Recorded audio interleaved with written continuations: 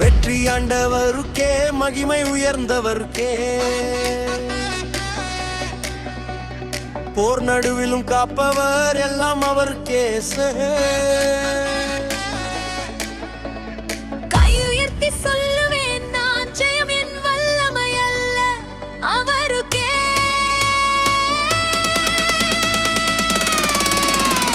ராஜாக்களின் போரமிக்க அங்கு ராஜா கூட்டமிட்டு 5 ராஜா மீது வந்தார்.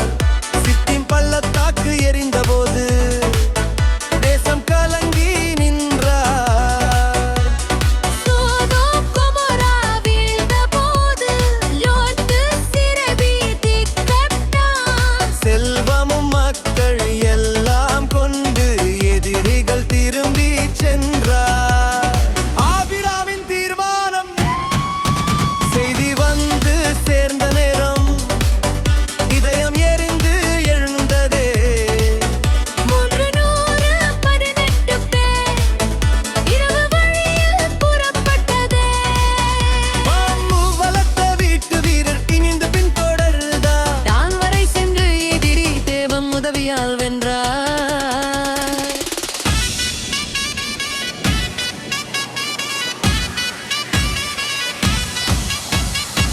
மீட்பு திரும்பது.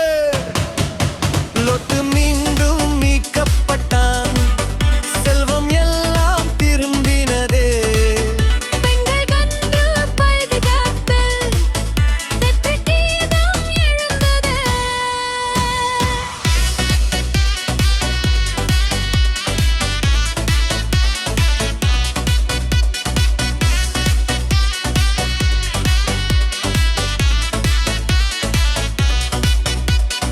ஆனால் ஜெயத்தின் நடுவிலே அவன் மனம் உயரவில்லை.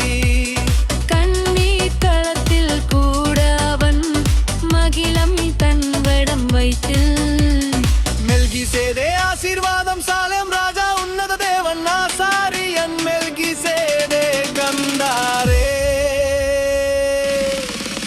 அப்பம் தரச் சிறடசம் கொண்டு ஆபிராமை ஆசீர்வதித்தாரே.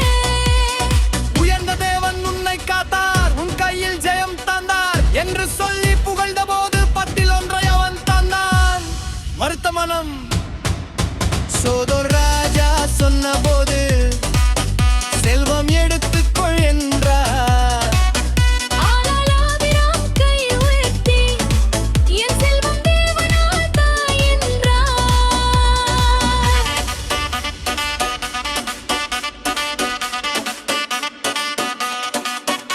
ஒரு நூல் ஒரு காலனுக்கேறு கூட எடுத்துக் கொள்ள மாட்டேன். நான் செல்வம் தந்தேன் என்று யாரும் சொல்ல முடியாதபடி வாழ்வேன்.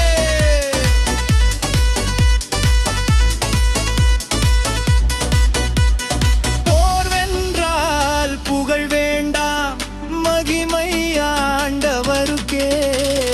மீட்பு வந்தால் நினைவு ஒன்று வல்லமை அவருக்கே.